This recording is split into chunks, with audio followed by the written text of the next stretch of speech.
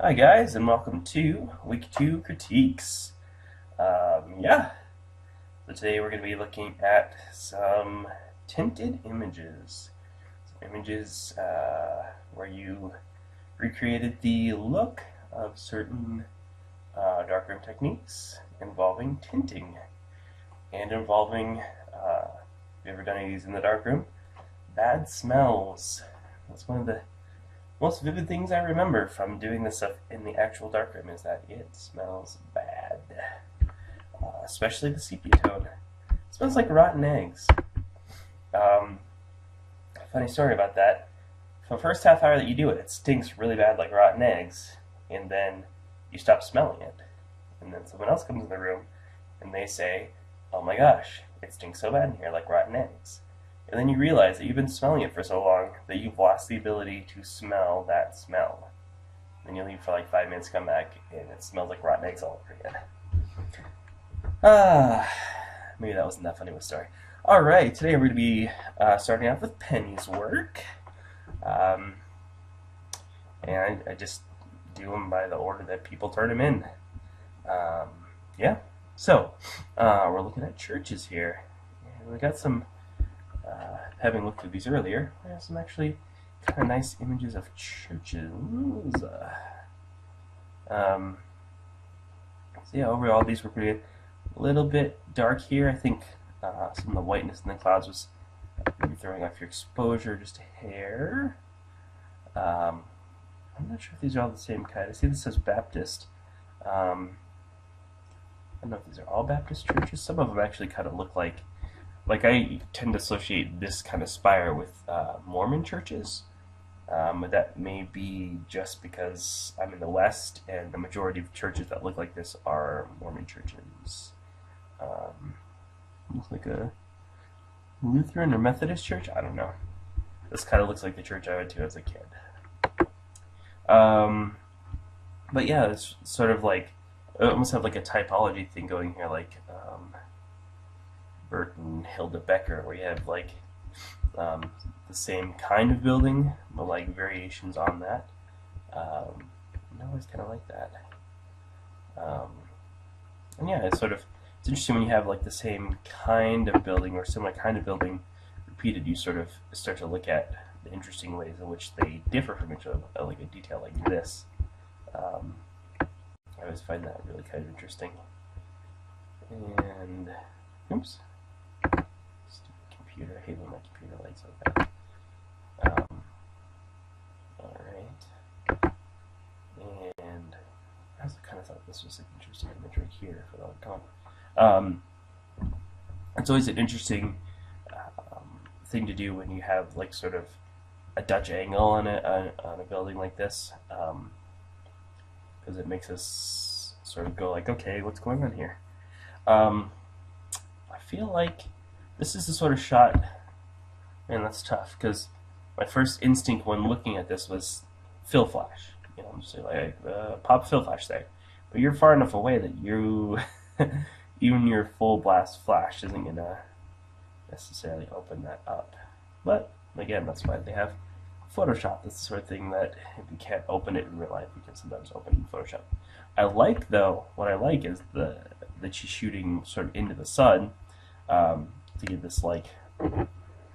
I like this. I like the sort of lighting situation she has going on here. I just kind of want that to be a little lighter. Bring it back a little bit, as they say. I think this is really interesting too. This sort of water tower next to the church spire. So you have just kind of play with a lot of interesting stuff. This is like a lighthouse church. I don't remember seeing that last time through, but it was a fairly brief glance through. But yeah, it's sort of like this sort of study of variations between these similar types of buildings. All right, so zooming out here, we have this first church image. I like what's going on here. There's like this cross here, and this sort of weird like stack thing. I'm definitely digging that. Let's see. All right. Oops. There we go. Okay.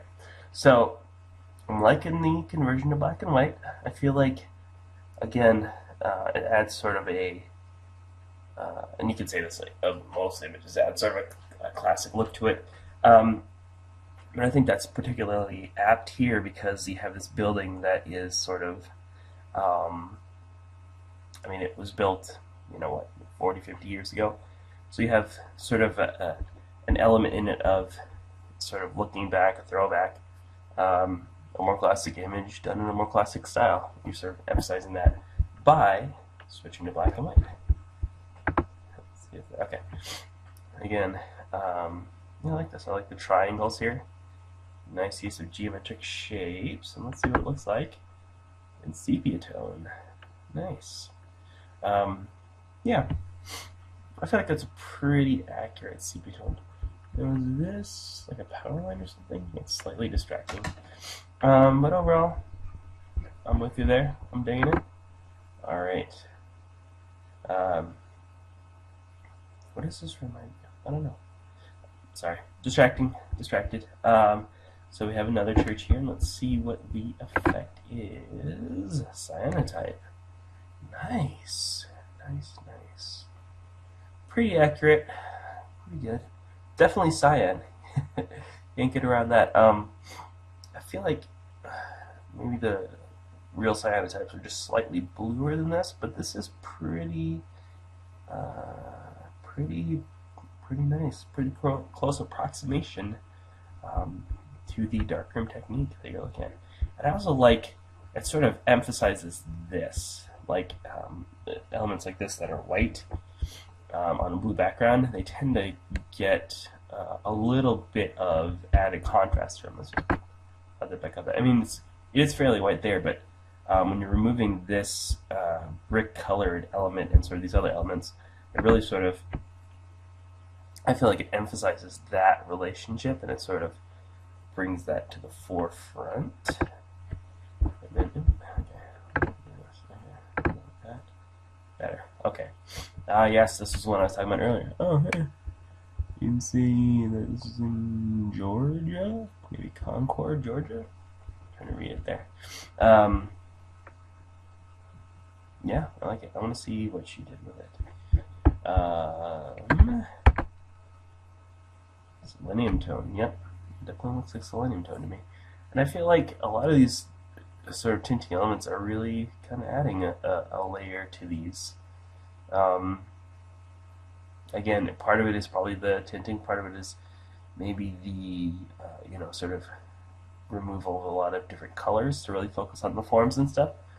But here I feel like that's working pretty well. Alright. And then last but not least, I like this church. I like the sort of, it's like so bright and it's against this kind of darker sky. I really dig that. That almost looks like a kind of polarized filter, right? The way this is going. Use like a polarizer here? I mean, I guess you can't answer me. But it kind of looks like the way that's going from this light blue to this much darker blue. And it really kind of makes this pop. Sort of emphasizes this, these series of essentially triangles, triangular directional shapes pushing up there. And let's see what you did with it for your, I'm assuming, split toning image. Nice. I dig it. Wow, that's really kind of bizarre too. That really, especially with that sort of polarized thing or whatever you did here, really sort of emphasizes that. I dig it. Nice job, Penny. Alright, next we're going to be looking at, I think, Guillermo. Oh, yes. Excuse me. I really enjoyed his use of shallow depth of field. Sorry. Crap popping up on my computer here. It kind of annoys me, but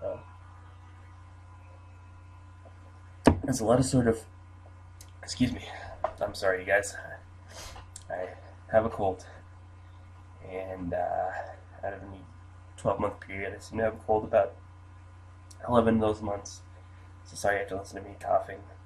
I actually edited out a big coughing spell earlier in this video. Did you notice? I don't know. It looked like I edited it. That was why. Anyway, I'm getting distracted. So lots of good use of depth of field. Also, he has a lot of good sort of simple compositions Like I feel like this works really well because it's like, again, a lot almost monochromatic with like just a little hint, a pop of color. Very nice, simple background. Great depth of field here. And yeah, I really liked some of these images. Like this, I felt was really kind of effective. I think my son has these same Angry Bird pajamas. I love the Angry Birds. Again, sort of a fairly simple background, with sort of these bright color elements to really draw on the eye. This I thought was really good, as I mentioned earlier. I just sort of liked how you played around with some of these different images and sort of the different, like the relationship here between these two guys. Sort of wearing the same outfits. I don't know, I felt like there was some interesting stuff that you went into there. Again, another nice use of depth of field. And again, like there's just, I don't want to sound repetitive, but there's just a ton of excellent use of depth of field here. This looks just a little bit underexposed. I don't know if maybe you're trying to go for the exposure on the TV, or maybe you just, if you have like, if you're metering through the lens and you sort of have a center weighted thing, the center is really just a fairly bright area. It's going to tend to push the exposure on him down. Now, if you want this to stay like this and not go white, but you still want to properly expose him, it's a matter of maybe adding a little fill flash here on him, or even like a bounce card, sort of bouncing some light in. And like that. There's just a lot of kind of fun elements here. And then you got, oh, that's cool. You even have the tablet with the piano. Very nice. And again, I like this sort of relationship that's going on here. Your snow ones definitely feel underexposed. I think it's the same sort of thing. Shooting with snow, you have to be really careful. Some cameras have like a snow setting. Obviously, I don't recommend you use any of those kind of settings. Really, what you just want to do is either meter really carefully, using like your through the lens meter, your TTL meter, as opposed to your handheld meter. Just open up a stop. Just know that you have to open up a stop automatically, because these are just getting a little bit. They're just underexposed because of all the white in the image. All right. So the final 5 with toning. I like this image a lot. Again, this relationship is nice. This contrasting with this. Oh, very nice, very nice. Let's see what that looks like as a black and white image. Oops, sorry. Stupid lag on my computer. Alright. I like that as a black and white image. I feel like that's the sort of image that lends itself well to that. Again, this is not necessarily an image that's, it's got some sort of classical elements in it, or older elements. Obviously, a piano within this, but it doesn't really necessarily feel about that. I just feel like with the black and white of a lot of things that are going on here, like the color is, I don't know that it's necessarily an element that you need in this image. Like it feels like it cleans it up some to have it in black and white. Makes it a more direct, straightforward image. And this is like, what's selective cyanotype? Maybe split? Okay, so that's cyanotype. Sorry. Couldn't remember what was the order here. Oh, okay. Wow, it says split tone right on it. Sorry, Guillermo. Apparently I have some sort of brain disorder where I can't read simple words. Okay. I like it. I like it. I feel like the blue is a good choice for the sort of outdoor scene, and excuse me, it's sort of again pumping up the contrast with the brown. I like it.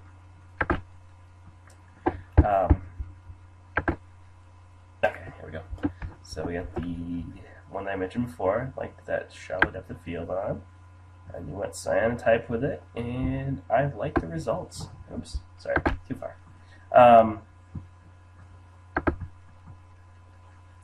Yeah, I like it.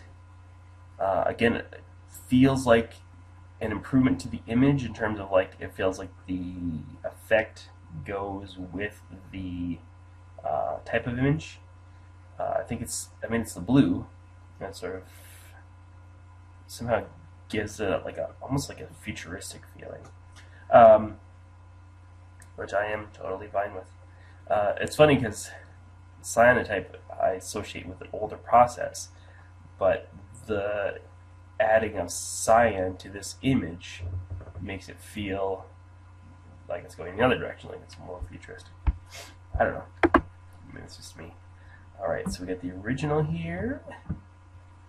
And okay. Oh, it's a selenium. Okay. See?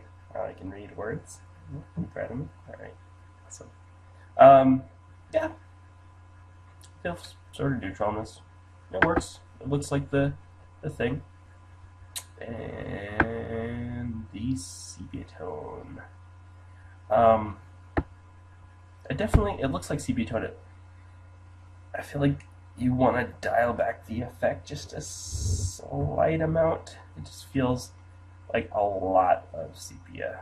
Like it could very easily be like 20% less sepia. Yeah, nice work. Yes, yes. On to who is next? Anne. All right. Excuse me. And she ordered hers slightly differently. She has the tinted ones first, and then her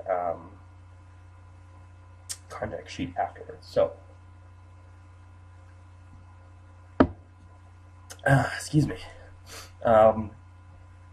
So what I like about this, I like this sort of element that's like leading us right into the scene. I feel like there's kind of, you can almost like divide this in half, like bottom half really fairly ordered, even like the natural parts are very like, clean, crisp lines. Top half, very chaotic. I think that's really kind of interesting. It's interesting too that like the bottom half is all about like solid, geometric forms. Top half is all about natural forms. Feels a lot lighter. I feel like this is a really well balanced image. You can imagine sort of that dividing line between the top and bottom. I say half, it's really like the top slightly over third, bottom slightly less than 2/3. Alright, the sepia. And I like this. I feel like, again, appropriate use of the tinting. It's funny, I was just talking about Guillermo's being like really kind of heavy on the sepia tone. This is really light on the sepia tone. I feel like, I told him dial it back 20-30%. I feel like you want to boost this like 20-30%. Because it almost doesn't, you almost don't even get that it's the sepia. It's really subtle. And I think I like the way that it looks, but for a sepia tone image, I think you just need like a little bit more of it. But again, I like this. It's almost right at the third there. It's just like this crisp line. It's like dividing the elements in this. So you have like a lot of strong geometric shapes contrasted with sort of these natural shapes. I like that. And again, more of the same. I like. Is this? It's hard for me to tell if this is burned in or what is. Why this area is so much darker than the rest. But I like this. It's really kind of a clean feeling here, especially contrasted with this sort of like rough, I guess kind of a dirty feeling there. The texture, real smooth versus real rough. I feel like this could be cropped a little tighter. Almost like, maybe this is like you got sort of like a vignette thing going here?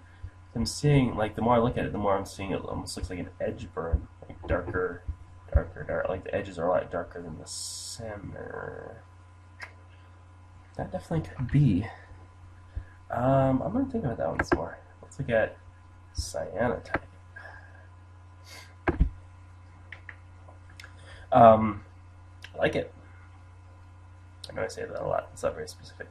I like the different elements here. I like the way that these trees look, the sort of texture you get here. I like the way that this looks. I think visual textures is really what I'm keying in on here. Sort of fluffy, overcast, gauzy thing here. The sort of rough, branchy look there. The smoothness here. I think those are really sort of visually interesting elements to play with. And then this last split tone one I thought was really interesting. This looks like um, an image from like the early days of color photography. Of course, these guys wouldn't look like this, and you probably wouldn't have this. It looks like a sports car looking like that, but like the way that the tones are rendered here really reminds me of that. It's sort of a strangely faded look with like areas of very kind of bright, saturated colors sort of mixed in there. And I thought that actually worked. I thought that was cool just for that. I almost like with this effect. I almost kind of wish these people looked like they came straight out of the '60s or something, like horn rimmed glasses and I don't know, poodle skirts or something. But I like I like a lot of things that you did here. Yeah. Sorry, I was just kind of thinking about stuff there for a minute. A lot of good stuff in here. I'm not gonna. I mean, I feel like you picked kind of the best of this. I have no idea what's going on here, but I kind of enjoy what is happening with some of these textures. Yeah, I feel like you really did kind of pick a lot of the ones that I would have chosen. I do kind of like this, although. Okay, so that was like an edge burn. We were looking at, I think, this one earlier. And like we were saying about how dark it was there and there. So yeah, definitely some edge burn. You want to be careful. Like when you're doing the vignetting thing, I would probably, in the other image, come back in here and sort of lighten that up just a little bit. But I did really enjoy it. I felt like your effect on this one really kind of brought out these different textures. And I like that a lot. Alright. And then last, but certainly not least, what's it? Shelly? Shelly, alright. Excuse me. So you have to listen to me sniffle and cough all day. I'm doing my best. Alright. That's right. Cute baby images. I am totally susceptible to cute baby images. Being a dad. I think there's a lot of good stuff going on in here. Now, these first couple look like sort of like an effect, like a blur effect, like when you smear Vaseline or something on your lens. This one especially does, but also I'm seeing some evidence of just sort of some softness in there. I think that's okay. I feel like this is a really good shot, and that's a really good shot. Where you're capturing nice moments of this kid. I like also some of the, it's like near monochromatic, but then again, as we were talking about before, Guillermo's images, some real bright elements brought in there. I think that that's usually pretty effective. This I find very distracting, this background. I'm not going to harp on it though. Again, some really nice, this is really nice, I think. Sort of getting at some of the thing that you're doing here and here, but you're making it feel a lot more intimate by eliminating this space in the background. So you're filling the frame with him and this blanket. You're bringing in these shapes, or not shapes, but these letters, and it brings in like a nice thing color. You get this nice, the blanket's framing him, very well lit. I also like this just because it's really cute. But this is like beyond, this goes beyond just, you have a cute subject doing cute things, to a real nice feeling of intimacy. And again, a lot of cuteness going on here. I used to have a policy of like, leave your baby shots and your dog shots at home. But I've definitely softened on that as I've gotten old and sentimental. So a little bit underexposed here. Looks like maybe Again, your studio strobes didn't pop, perhaps? Yeah, I mean, you're really seeing it. I don't know if this is just your work lights going and your strobes didn't pop or what, because these all look like, you know, kind of strobe images, or it might just be underexposed. But to me, that looks more like strobes didn't fire than the underexposed. Very cute. And beyond just cute, nice moment. Heart makes for a good graphic element.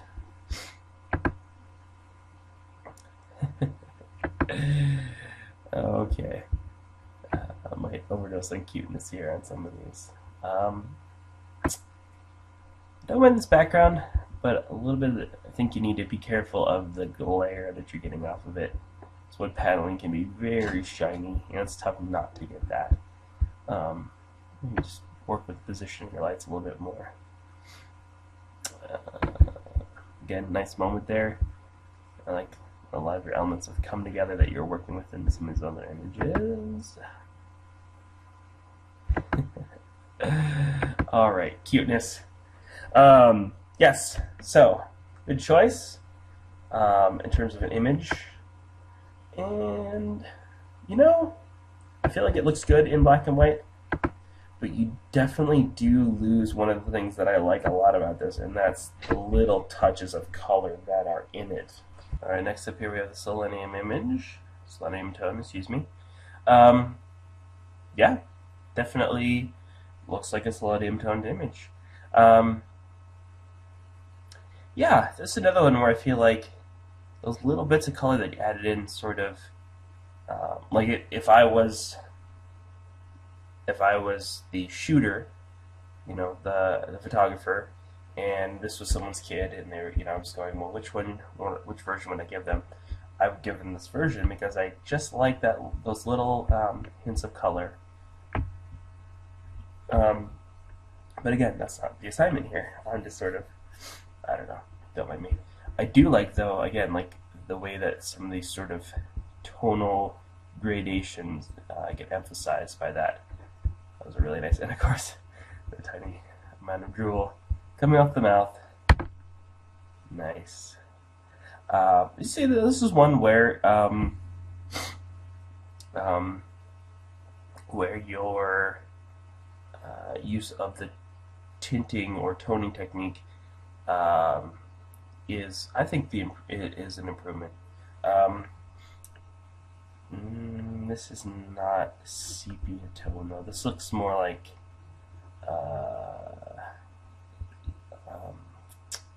either like a selenium tone or like a real subtle cyanotype. The sepia tone though is definitely it's more brown and yellow. That's definitely blue.